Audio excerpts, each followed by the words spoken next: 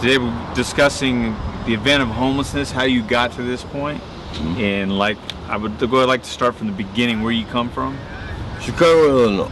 All right, and you grew up what kind of household? Give me a description. Middle class family. My mom and dad worked. My dad worked at O'Hare International Airport for 25 years. Okay. When Marriott had in-flight services. All right. So, what made you decide to join the military? Well, my oldest brother was in the military, and I figured if he could do it, I could do it. Right. It's kind of like I'm gonna outdo my brother. Well, not outdo him. Basically, I said I'll see what it's about. All right. And then basic training, the drill sergeants were hollering and screaming at you. I said, well, shit, if that's the case, I can do that. That's what my dad did. All right. So what MOS were you? 76 Delta. 76 the Delta. whole supply system. And what years did you serve? 1978 to 1984. Okay. And where did you go to basic training?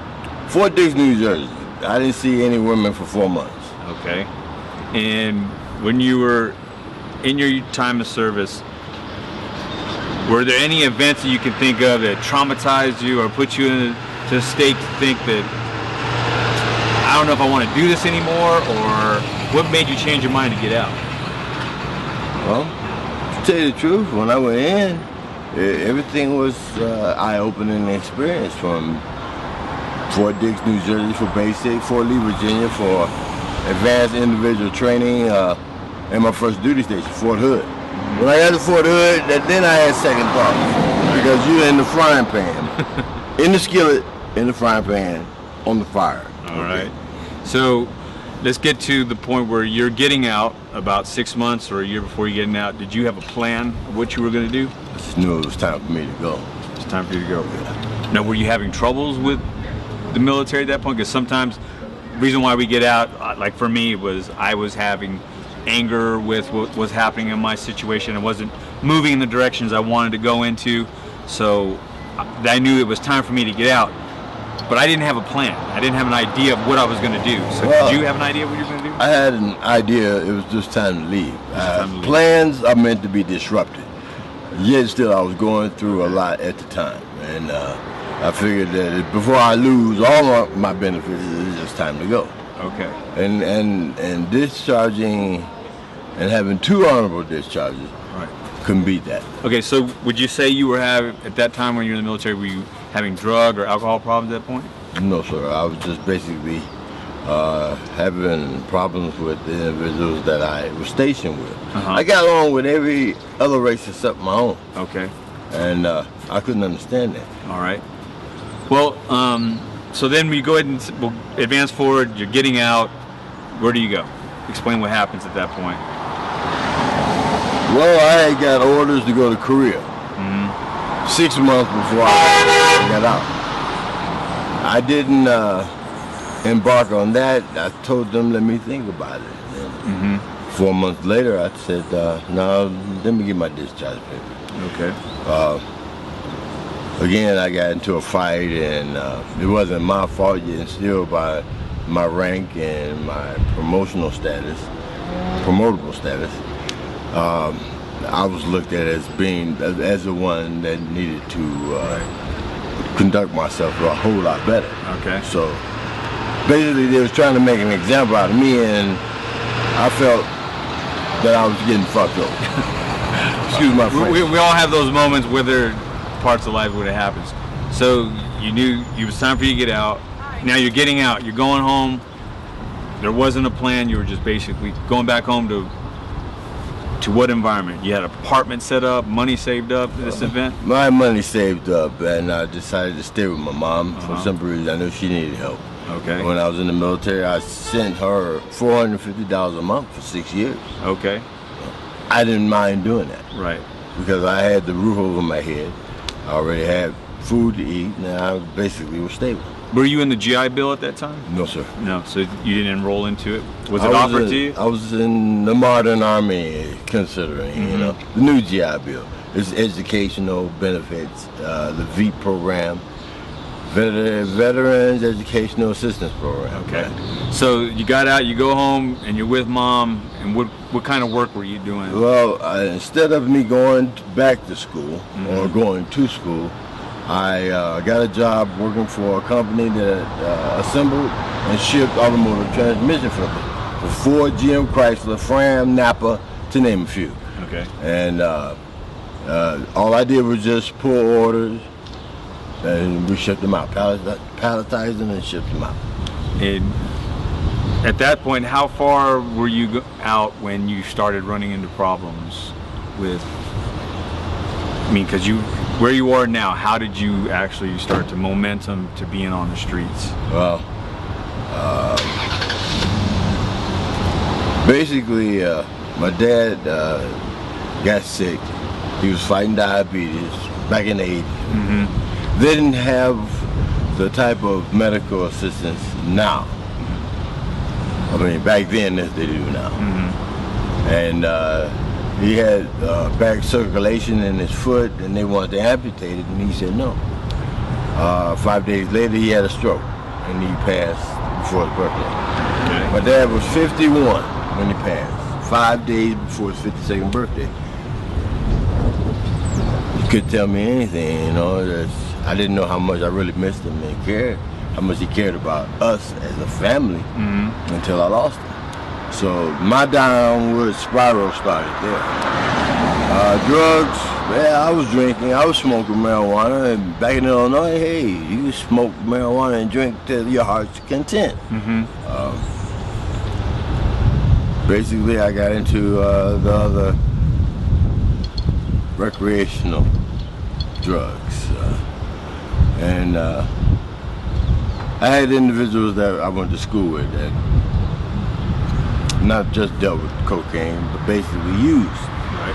And I started using. But I would go to work and I would do what I needed to do, and I didn't see myself falling by the wayside until basically I would go to work and I couldn't function, couldn't do my job. Okay. All right. So, and that leads you to where you are right now. Now, did you go homeless there, or did you move to a different environment? How'd you get to Denver, Colorado? Well, I got homeless in Chicago, and in the wintertime and you're homeless, it's no joke. Right. But I had an individual, I was staying at a shelter 40 miles outside of Chicago, and he needed someone to help him drive to Colorado because his ex-wife was here and his kids. So I didn't have anything holding me back. I just said, well, hell, I'll have to drive. Right. And I've been here ever since, 1989. I've been here ever since. You've watched things change around a little bit. Oh, yes. All right, so let's go to the magic genie bottle. You can get 3 wishes, and go back to the very beginning when you got out. What would you do to make it different, so you wouldn't be right where you are? If I could do it all over again, I basically would have stayed in. You would stayed in. I would have stayed in. I would have went to see Korea. I would have embarked on that tour to go to Korea. Now, say you couldn't stay in, you had to get out. You had those 3 wishes. How would you try to take those into effect that would help you where you are right now? You got off the bus and you had 3 wishes. You know your dad and mom are where they are. That's a good question. I would have to say, if I wouldn't have stayed in, or I should have stayed in, I didn't. I would have stayed at the job that I had, because that job was paying great. I got paid every week. I couldn't beat that. I had my own means of transportation. I had my own house. I was staying with a woman and her daughter and her mom. When her mom passed, I felt a separation there. And if I could do it all over again, I just would be an independent individual. I wouldn't live with anybody other than my mom. Okay. All right. So let me ask you this: do you ever feel like me being a veteran and getting out? I kind of felt I was stuck in the moments of 3 seconds, where I kind of felt my training was that if I didn't make yes or no life decisions in 3 seconds, lives mattered, people die, the mission could be compromised.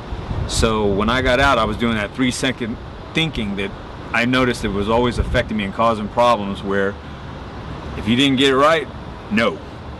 No was an easy answer for these No young was a people. quick answer. Yep, and pissed people off. People pissed me off. No was like the fastest answer. Did you see any moments where you were realizing that you were making those kind of harsh, fast decisions? Yeah, it was cut and dry. It was point blank, you know. It was a done dollar. Either you did it or you didn't. Right. The fact of the matter is, you have to say to yourself, okay, which would be your better choice.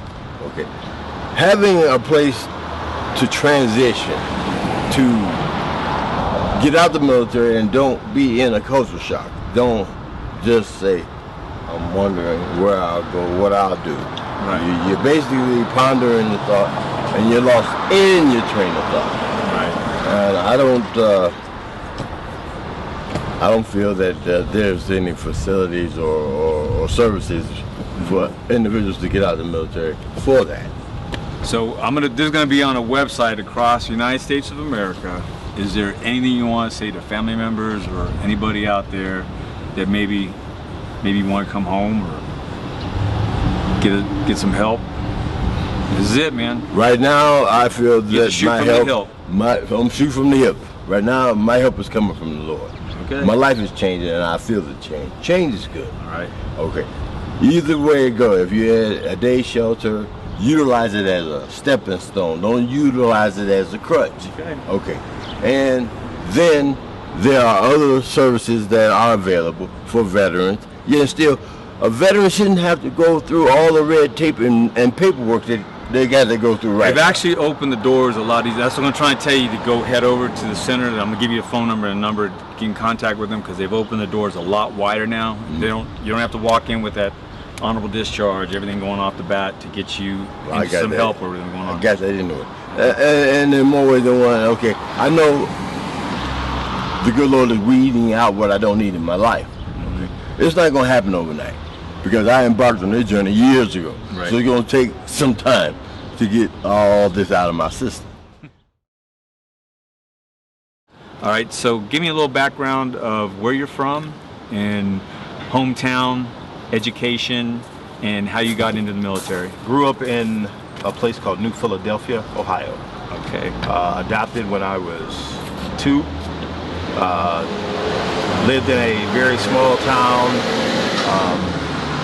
Had a graduation class of 245 people. Small town. Yeah. The population, 99% Caucasian. We had a family probably 3 blocks this way, 3 blocks that way, that was African American. I just grew up in a segregated, kind of, not segregated place, but you know, when you're like a minority, It's separate. Yeah, a little separate. So let me ask you this: what were you ever thinking? I want to be in the military when you were younger, or were you just happen to fall in the military? How'd that happen? I lost a job as a television news reporter. Kind of freaked out. What was I going to go do? Taking care of my wife and my kids. I was already in National Guard, trained to be an EMT combat medic. I said, well, since I already have this training, I'm ready to go. Maybe I'll just sign the paperwork to go to the military. I get the GI Bill. I get a sign-on bonus. Never thought about, hey, I'm signing up to go kill people. You know what I mean? Right. I'm going to be a combat medic. There's no war going on. Well, I can say in my situation when I joined, I felt the same way, that I was doing it for college money to go to There you med go. school. Yeah. I was tired of working in the plants, being laid off and losing jobs that didn't mean anything, and got married at 15 with kids. So I had the same kind of situation, snowballing effect for me. But I also felt that I was in a safe environment going to there wasn't any conflicts happening. And my story is just They similar. told me about the money. I said, well, I can live on this. Right. We can travel around the world, whatever, you know. Thought about some of the benefits. I never thought about, hey, we're going to have to go bang bang somewhere. So, what MO? You joined the Army, Navy. What'd you join? Army, 91 Alpha 10, combat medic. Okay. Fort Sam Houston. There you go. Right, so, when you were in, Yes. how many years did you do? I did 4 inactive, 2 active. Okay. And were any of these in conflict time? No conflict time. During basic training, Fort McClellan, I think Grenada broke out. Then we had a small skirmish somewhere else. Okay. It was Grenada and Panama. All right. So during your time span in the military, how was that? Did you progress fine and didn't have any problems, or did you run any problems while you were in the military? I went in PFC promotable right out of basic. Went to the Soldier Cycle Board. Things were going fine. I had problems being married with children and having a military life. Okay. They kind of interrupted my family life. Like my job, having problems just being promoted. In my unit, I think we had 2 E4s and 3 PFCs. Okay. The rest were E5 and above. The slots for going up in my unit were kind of closed out. Right. I got to a point where I was still drinking. I was drinking before I got in the military. I still was drinking. Drinking kind of escalated things to where I got in trouble for drinking. Right. Fighting, not showing up for formation, stuff like that. Okay. So you get to the end of your time here, you know you're getting ready to get out, or what made that decision for you to get out? I got another DUI. I was coming in on post to sign out on leave. And I had alcohol in my breath. MP stopped me, said my taillight was out. Okay. He said he smelled alcohol, gave me the whole 9 yards. They put me in the hole, and I got Article 15 for the second time. Okay. They decided to Chapter 15 me, and when you do that, I believe when you go to JAG, there's no rights for you to appeal it. Mm-hmm. They write it down. You go to JAG, get your sentencing, Right. and I got a general discharge under honorable conditions. Okay. So with that, you still have did you enter the GI Bill or anything like that? I had entered the GI Bill, but I also had some problems after I lost my rank. Mm-hmm. The pay goes down when you lose your rank. Right. So I'm struggling to keep my family, and so I canceled the GI Bill, so I can keep that money to, keep my family together. So when you got out, did you have what was your plan at that point? So obviously there wasn't a plan, you're being forced out, you're going back home. At the same time, I'm going through a divorce. Okay. So I'm a little rattled. Right. My wife and I are splitting up. The military's saying, hey, no, you can't stay here anymore because you have a problem with drinking. I'm kind of upset on both sides. Right. I got a lot of stuff going on. It's hard to get help. When you get off that bus back in your hometown, or did you actually walk out the gate of your unit? And I was at Fort Carson, Colorado Springs. Stayed there because I knew people there. I felt comfortable here. I have family here. Got out, got an apartment, several jobs. Think I'm doing okay. I'm still having problems with the divorce, fighting for custody of my son. Things just didn't go right. I kept drinking, kept getting in fights, not carrying myself in a way I would have liked to carry myself. Okay. So did you run into the law? What brought you to the point where you are here right now? Legal problems, and drinking and drugs. Okay. Basically, my anger, my attitude. Sometimes I get angry, I get frustrated. I don't want to be out here. It's not something I chose. I believe a lot of conditions helped me to get here. I never got help for things that I needed help for. You know what I'm saying? Yeah, right. So we're gonna go to I give the 3 wishes, the genie bottle wishes. All right. You got the genie. You got 3 wishes. While you're in, what will be one of those wishes while you're in the military still? At the time that I got my Article 15, I had just got my orders signed to go to PA school. So it seemed to me that I was progressing in the military, in my job. PA school would have been a plus for me. I liked what I did. I was going to progress in that and be even more professional for the military. Right. That's one wish. I could have stayed in, went to PA school, completed that. And that would have pretty much launched you in the right direction. There you go. Now let's go to the 3 wishes, and you're getting out. You can't stay in, and Okay. you had those 3 wishes. What would be the wishes? Probably a job in the fields that I could actually work in, Right now, my felony background prevents me from housing, and it also prevents me from working where I like to work. Okay. Okay. So my wish would be that I can wipe out all my criminal history, I guess. All right, let's go to something else that I didn't get a chance to get into right now. All right. What programs are you in right now that are trying to assist you in getting back out off the streets? And The military has a satellite office at 30th and Downing. They have an integrated PTSD class. right. The gentleman that runs the class actually went through some serious problems. They are also ex-military.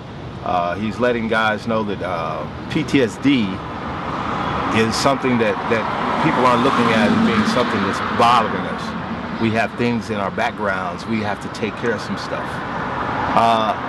This program is giving me a chance to at least get programmed. There's also, I get marginalized from my background, even from the military.